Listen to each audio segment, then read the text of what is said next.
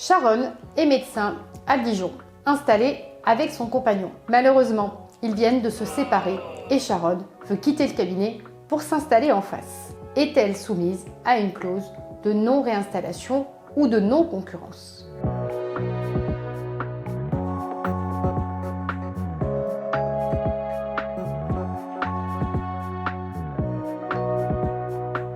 D'abord, est-ce que c'est la même chose?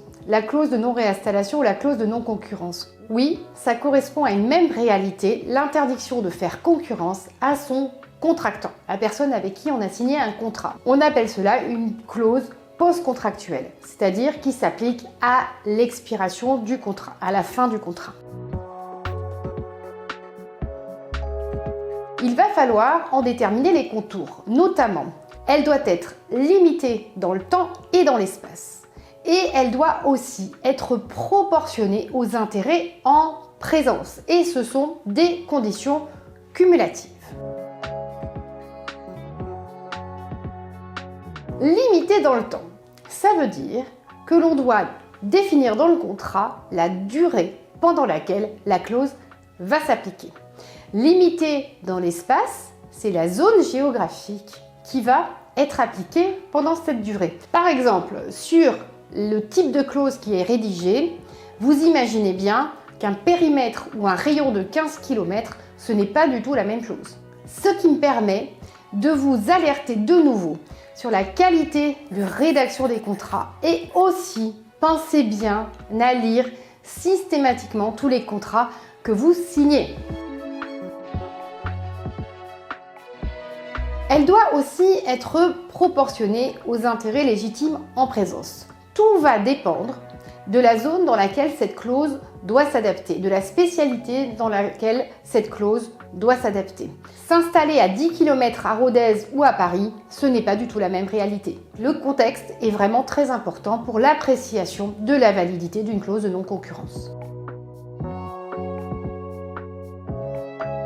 Petite particularité pour la clause de non-concurrence dans le contrat de remplacement. Lorsqu'il n'y a aucune mention de clause de non-concurrence ou non-réinstallation dans le contrat de remplacement, c'est l'article 86 du Code de déontologie qui va s'appliquer et qui indique que si le remplaçant a effectué plus de 90 jours de remplacement auprès d'un praticien ou d'un cabinet, il est soumis automatiquement à une clause de non-concurrence. Il n'y a pas d'indication pendant lesquelles ces 90 jours doivent être réalisés. Donc attention, on vous invite à inscrire dans le contrat de remplacement la clause de non-concurrence qui doit être éventuellement appliquée. Et si vous ne souhaitez pas en appliquer une, mettez bien dans le contrat que la clause de non-installation ne s'appliquera pas à la fin du remplacement.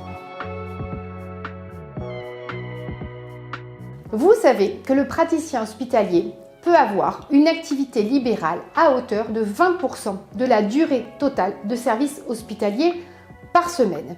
Le Code de la santé publique prévoit une clause de non-concurrence obligatoire dans le contrat du praticien hospitalier. La durée de la clause peut aller de 6 mois à 24 mois et il y a forcément une indemnité qui est prévue en cas de non-respect de cette clause. Cette indemnité est prévue dans le Code de la santé publique. Le Conseil de l'ordre peut vous sanctionner pour violation du devoir de confraternité avec des sanctions qui vont de l'avertissement au blâme, mais très rarement dans ce cas-là à l'interdiction temporaire ou définitive d'exercer. Il peut aussi s'agir de sanctions civiles puisque le praticien peut invoquer un préjudice qu'il fera réparer par le tribunal par l'octroi de dommages et intérêts. En résumé, Sharon, relis bien ton contrat et la clause de non-concurrence, la façon dont elle est rédigée. Si tu es dans une spécialité ou une zone en tension, elle pourrait ne pas s'appliquer.